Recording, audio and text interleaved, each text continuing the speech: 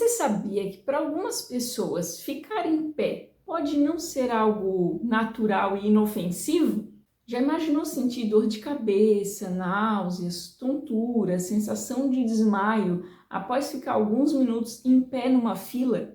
E que tudo tende a melhorar quando você simplesmente se deita? Parece que a gravidade não é uma boa amiga para essas pessoas, né? E o pior é que a gente passa a maior parte do nosso dia em pé. E aí, para pessoas com desautonomia, aquilo que era para ser uma coisa natural acaba virando um grande desafio. Mas o que é desautonomia? Isso é uma doença? É tudo igual? Todo mundo sente a mesma coisa? Não, desautonomia não é tudo igual, nem todo mundo sente a mesma coisa e não, ela não é uma única doença.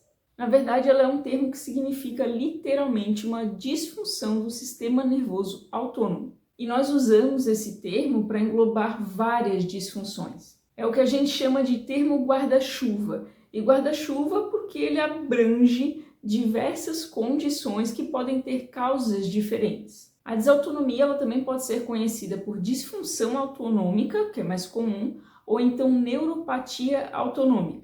Tá bom, Amanda, eu entendi. Desautonomia quer dizer disfunção do sistema nervoso autônomo. Que ele é disfuncional, não funciona como deveria. Mas o que é sistema nervoso autônomo?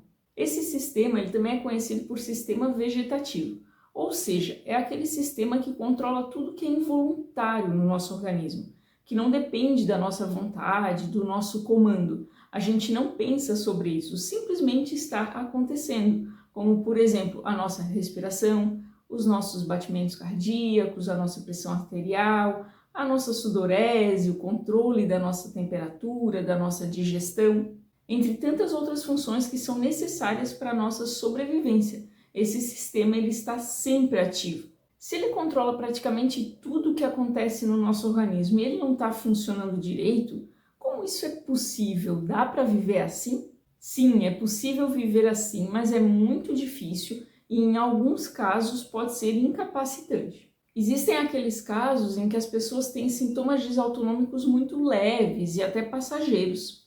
Existem outros casos que a pessoa tem um quadro moderado de desautonomia, que são sintomas persistentes, que incomodam, trazem prejuízos aí para a rotina dela, mas ela ainda consegue ter uma qualidade de vida ok com algumas adaptações. E existem aqueles quadros graves de desautonomia, em que os sintomas eles são realmente muito intensos, muito presentes, impactando fortemente na rotina dessa pessoa, com sintomas muito variados, até aqueles casos em que a pessoa ela não consegue ficar em pé e às vezes vai precisar até de uma cadeira de rodas para se locomover. Como é algo que pode impactar todos os sistemas do corpo e os sintomas são muito diversos, eu vou citar aqui aqueles que são mais presentes e sugestivos de desautonomia.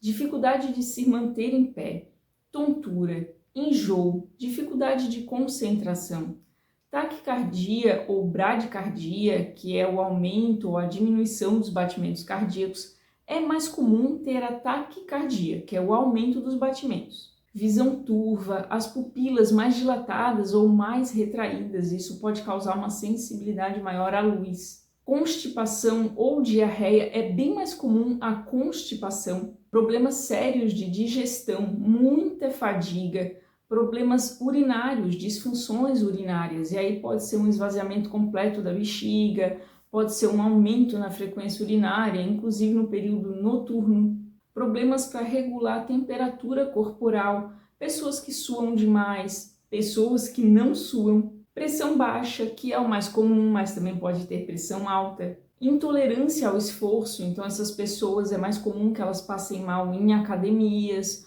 ou que elas se sintam mal para fazer pequenos esforços mesmo, até o esforço de evacuar, de fazer número 2 ou de vomitar ou então de tossir, pode disparar uma síncope ou estado de pré-síncope, que são os desmaios, né, a perda de consciência, ou então a pré-síncope são aqueles sintomas que antecedem o desmaio, mas não chega a perder a consciência.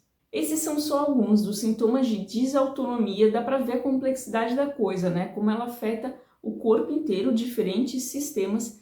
E eu não sei se vocês notaram, mas muitas vezes eu digo um sintoma e o que é oposto a ele. Por exemplo, assim, taquicardia ou bradicardia, que é o aumento ou a diminuição dos batimentos, pressão alta ou pressão baixa. E isso é porque o nosso sistema nervoso autônomo, ele funciona assim. Ele trabalha dessa forma. Geralmente o simpático tem uma ação e o parasimpático tem a ação oposta. Nem sempre é desse jeito, mas a gente pode resumir aqui dessa forma para ficar mais fácil o entendimento. Por exemplo, enquanto o sistema nervoso autônomo simpático inibe a digestão, o parasimpático ativa. Então eles estão sempre trabalhando juntos em sintonia para manter tudo funcionando da forma como deveria, exceto nos casos de desautonomia que vira tudo uma bagunça. E quais são as causas disso?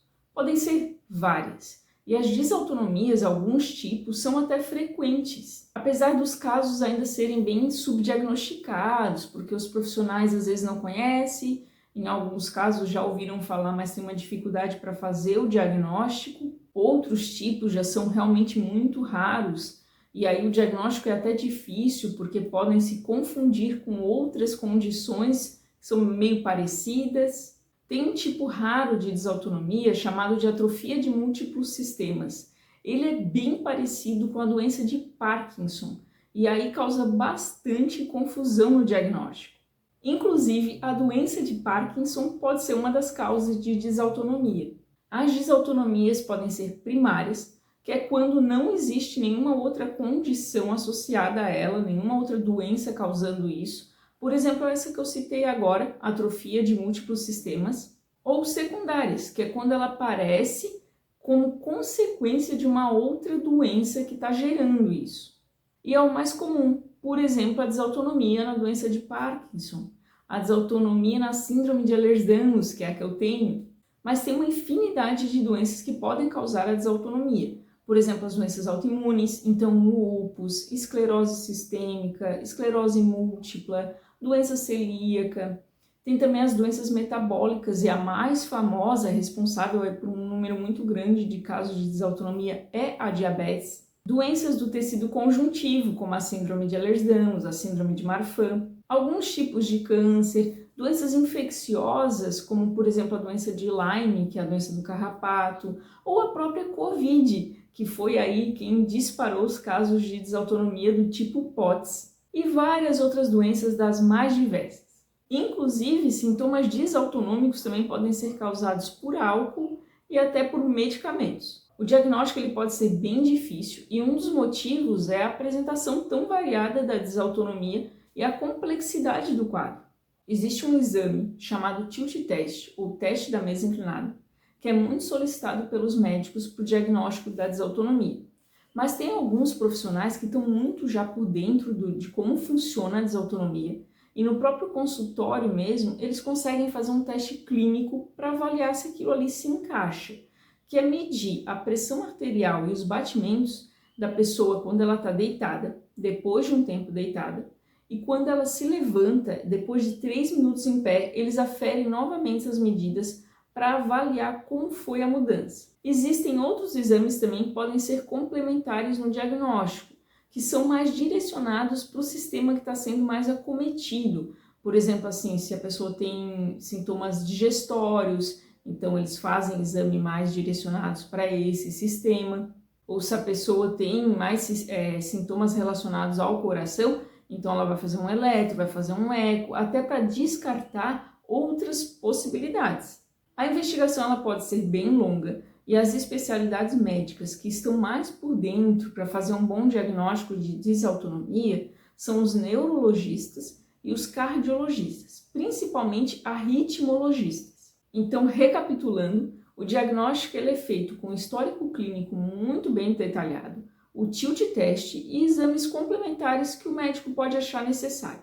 É muito importante que no diagnóstico da desautonomia você também saiba qual tipo de desautonomia você tem. Eu vou citar aqui agora os tipos mais comuns de desautonomia, são 3. A POTS, que é a síndrome postural ortostática taquicardizante, que a característica mais marcante desse tipo de desautonomia é o aumento dos batimentos cardíacos, a taquicardia postural, ou seja, sempre quando a pessoa ela vai se levantar, ela vai ficar em pé, ou quando ela está alguns minutos já nessa posição. E aí não é só taquicardia, tá? Vem todos aqueles outros sintomas que a gente já conversou sobre a desautonomia. Mas esse é o mais marcante para fechar o diagnóstico de hipótese. Tem também a síndrome vasovagal, talvez você já tenha ouvido falar, essa é a mais famosa, ou síndrome neuromediada, ela também é chamada assim, ou neurogênica. É disparado o tipo mais frequente, são aquelas pessoas que desmaiam num dia muito quente, ou depois de um tempo maior em pé numa fila, ou diante de um susto, ou de um estresse muito agudo, como por exemplo uma dor muito forte. É importante deixar claro aqui que síncope vasovagal, ela pode ser um episódio isolado, e isso não quer dizer que a pessoa tem desautonomia. A síndrome vasovagal é quando isso acontece repetidamente, quando as síncopes elas são recorrentes e trazem prejuízo para essa pessoa. Um outro tipo mais conhecido é a hipotensão ortostática, que é a queda progressiva da pressão arterial quando a pessoa fica em pé. Diferente dos outros tipos que eu mencionei antes, que afetam mais adultos jovens, esse tipo, a hipotensão ortostática, costuma acometer pessoas acima de 50 anos e pode ser muito incapacitante. Agora a pergunta que não quer calar, tem tratamento? Tem, mas para amenizar os sintomas, e isso vai depender muito do tipo de desautonomia que você tem, da gravidade dessa desautonomia e do que causou. É bem importante deixar claro aqui que os tratamentos para desautonomia, eles são com o objetivo de amenizar o problema, amenizar os sintomas, para ter uma qualidade de vida. Só que eles não têm o objetivo de curar, porque não existe cura para desautonomia. O seu corpo, por algum motivo, funciona ou passou a funcionar de um jeito disfuncional, desorganizado. E o tratamento, ele visa manejar os sintomas para que você tenha uma qualidade de vida razoável. Existem algumas medicações, sim, que são usadas num quadro de desautonomia, mas elas são auxiliares. Por exemplo, assim, elas são usadas para controlar a pressão arterial, controlar os batimentos, ajudar na questão da digestão, mas não existe uma medicação que trata a desautonomia, de resolver todos os sintomas e todas as disfunções. Infelizmente, até o momento, não existe. As medidas não farmacológicas, ou seja, as adaptações no estilo de vida, vão ser aqui a parte mais importante do tratamento. A gente vai ter um vídeo só para isso, mas aqui bem resumidamente, beber muita água, se manter sempre muito bem hidratado, evitar lugares quentes, lugares abafados, evitar se expor ao sol, ao calor, evitar ficar em pé por um tempo maior, e aí o tempo é algo muito particular, cada um tem o seu, não adianta, não tem como definir depois de quanto tempo você vai passar mal. Infelizmente tem pessoas que toleram muito pouco, 5 minutos em pé já começam com sintomas, outros toleram mais. Se alimentar bem, comendo um volume pequeno, menor por refeição, só que mais vezes ao dia. Usar meias de compressão, aumentar a ingestão de sal, se você não tiver contraindicações para isso. Atividade física mais orientada, com uma intensidade muito leve, principalmente no começo, com um andamento assim muito gradual, evoluindo bem aos poucos. De preferência, no começo, fazer as atividades sentado, porque a intolerância ao esforço é algo bem presente na desautonomia. Isso tudo são algumas medidas que são essenciais. Deu para perceber que é uma condição muito complexa e com muitas informações, né? Eu tentei resumir aqui nesse vídeo os pontos principais, mas a gente pode ir esmiuçando em outros vídeos cada questão da desautonomia. E se vocês tiverem dúvidas, deixa aqui nos comentários. Todas as fontes que eu usei para elaborar esse conteúdo estão na descrição. E se esse vídeo te ajudou ou você identificou alguém, então compartilha para que mais pessoas tenham acesso à informação. Um beijo, fui!